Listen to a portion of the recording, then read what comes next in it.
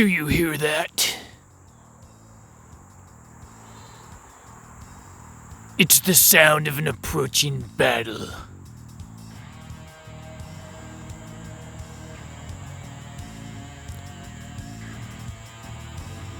That's right. The battle of the middleweight choppers. Oh, yup. Yeah, I hear it all right. Oh boy. I hear it. I hear it. 3 knives have been entered at the table of destruction. Only one will leave supreme in chopping. Knives from Essie, Becker, and Shadow Tech. All right, it is that time, finally. For those of you who are not familiar with the table of destruction, what we do here is we compare knives of a similar category. Today, what I consider to be middleweight choppers, the Becker BK9, the Essie Hunglis 2, and a special entry, the Shadow Tech Python. Now, I told Shadow Tech that I was doing this review and asked them if they would be interested in putting their knife head to head with these others, and they enthusiastically said absolutely. I contacted a few other manufacturers. Some were suggested in the comment section below in the introduction to this video, and a lot of those manufacturers were not so excited to see their knives compared head to head against their closest competitors. And what I want to say to you is that I believe that it is prudent to support the manufacturers that believe in their products and that you see on this channel, because there are a lot of people out there that have a product that probably doesn't stack up, and they know it doesn't stack up, but they don't want you to know. So here's how this works. I've got 15 1.5 foot pieces of 2x4. They will all be clamped in the same way on the same table. Each of these 3 knives I will use to chop through each of these 2x4s 5 times per knife.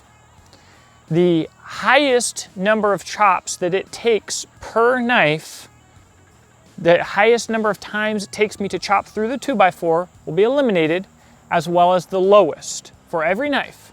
And the remaining 3 mean or middle, all right, numbers of chops that it took to get through the 2x4 will be averaged for each knife, and we'll compare the results. This is the best way that I have found to show the chopping capabilities of these knives, and although it is not scientifically perfect, I have never seen any test that is. Now, I will be taking sufficient amount of time to rest in between each session here. I assure you that statistically speaking, from the past doing this, I will be at full strength every time before I start. My results will be as consistent as really humanly possible. And I will also rotate which knife goes first every round through the 5 rounds. So this is really as fair as I can make it. Like I said, it's not the most scientific that it possibly could be, but I put a lot of work into making this as fair as possible, and it certainly, I believe, offers a useful data point if you are comparing knives of this size. So without further ado, I'm going to get all of this set up and we're going to get to work.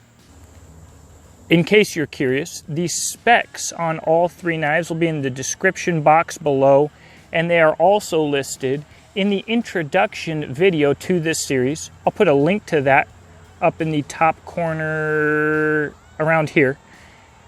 So give that a watch, and while we're at it, talking about the description box below, this channel is not monetized or funded through AdSense through Google or YouTube.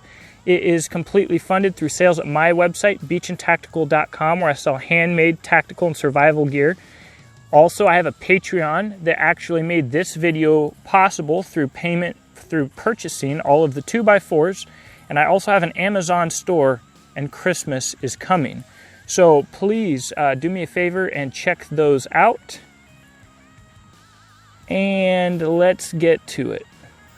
All right, round one is going to start with the Becker BK9. Now, with each of these knives, I'm going to hold the knife by the full handle. So I will not be choking down 2, 3, 4, whatever fingers down on the base. Each knife will be held fully by the handle. 1, 2, 3, 4, 5, 6, 7, 8, 9, 10, 11, 12, 13 hits to make it all the way through with the Becker BK9. Round one, the Essie Hunglis 2. 1.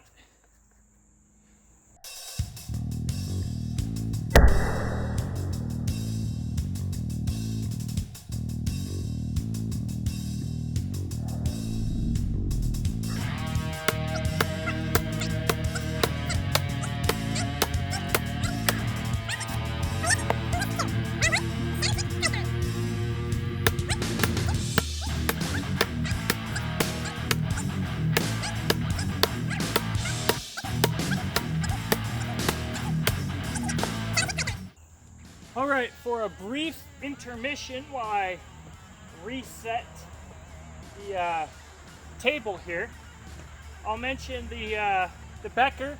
Most people are familiar with the Becker BK9. Felt great, no problems at all. The Essie Hunglis 2, certainly so far, of course, it's only round one, feels like it bites deeper and could potentially get stuck a little bit more easily. Not that that irritated me, and to me so far, beginning here, it did feel more efficient. The ShadowTech Python is a completely different animal. Very interesting. The Essie Hunglis 2 and the BK9 certainly have kind of their own personality. But when you use them, they feel more like they're in the same genre with each other. And the Python feels completely different. It almost feels a little bit more like some kind of fighter or something. And the pinky guard that some of my subscribers, you guys, both on YouTube and Instagram, and myself, were a little bit worried about. In round one, I'm already feeling it. It is a little bit brutal, but the handle, besides that, feels very well designed for a multi-position handle. So we're gonna have to see if my hand gets used to it through the process of this testing, or if it takes a little bit longer.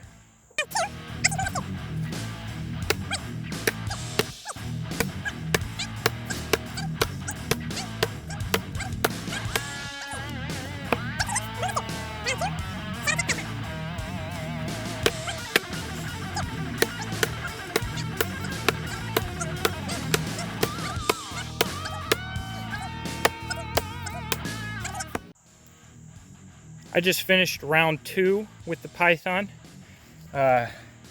17 hits, and I'll say that the pinky, it doesn't look like anything yet, but it is already kind of brutalized. So I'm afraid at this point I will have to wear a glove to continue testing with this knife, or else I will naturally start not testing or chopping as hard with it due to the fact that it's painful. Up to this point, it's not an issue, but if I go the next 3 rounds with it without a glove, it's gonna certainly affect the numbers during this testing.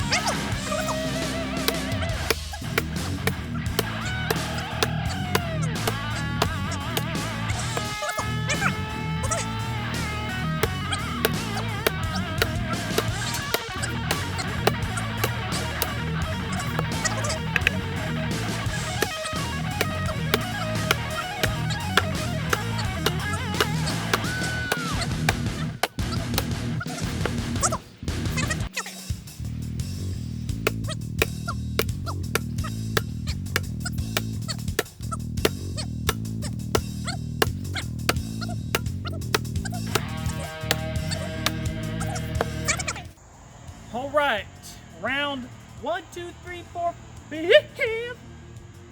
Starts with the Hungless 2.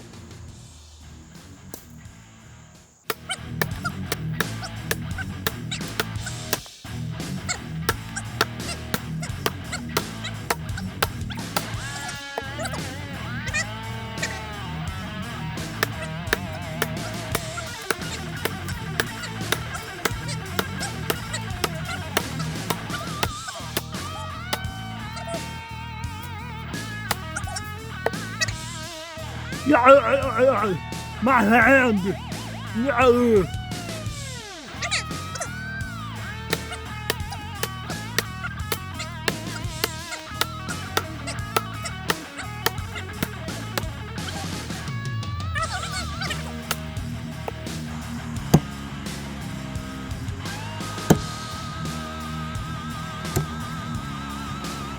All right, guys. Now, I already know people are going to be talking about how there's no way that my results could be accurate or consistent, but like usual, I believe the results speak for themselves. On each of these, you'll see that I removed the highest and lowest number of chops. With the BK9, that left 13, 14, and 14. I'll admit, I pulled out the calculator. That leaves us with an average number of chops to get through the 2x4 of 13.66. The Hungless 2 left me with 12, 13, and 14, which puts the average at 13. And the Shadow Tech Python, look at that. Once you remove the highest and the lowest, it leaves you with 18, 18, and 18. Oddly enough, it would appear that the Shadow Tech Python was actually my most consistent performer. Now, I'm not going to talk in depth about the performance of these knives in this video. Let's let the results speak for themselves when it comes to chopping. I would like to leave you with a caveat that these knives could perform somewhat differently in different types of wood. Different grinds and edge thicknesses and grind types can perform differently in hardwoods and softwoods, etc. But I believe that this gives us an excellent baseline from which we can compare chopping capability. So like always, this video was just a lot of work. This whole series was a lot of work. But for me personally, even if nobody else enjoys it, it is part of what this channel is all about, which is cutting through the marketing, cutting through the BS, comparing things head to head and seeing how they stack up. What I'm going to do tonight before this video goes up is I'm going to message Shadow Tech and I'm going to ask them if they would cut this finger guard off by request. I got to give it to Shadow Tech, to the little guys up there in Ohio. This is a really cool knife. I will be continuing to use this knife. And if they would, for their customers, sell this knife without this finger guard here, then I'll ask them if I can send this to them and if they could cut it off for me. And we'll continue to review it that way. I said I wasn't going to talk too much about performance, but I will say when it comes to this knife in general, this is a performance limiter because it will beat the snot out of you. And although it might look like it, I don't have girl hands. I do exactly this a lot. So, and I work manual labor every day outside. So there you go, guys. I hope that you enjoyed the video. Please share it with your friends. And if you're considering going with any of these knives, basically you can't go wrong. And whew, I'm gonna be honest. I'm glad it's over. I've been waiting for a long time to do it, waiting for the perfect moment. I think this is it. So anyways, I look forward to talking to you in the comment section below. I hope that you have a blessed day, and I'll see you around soon.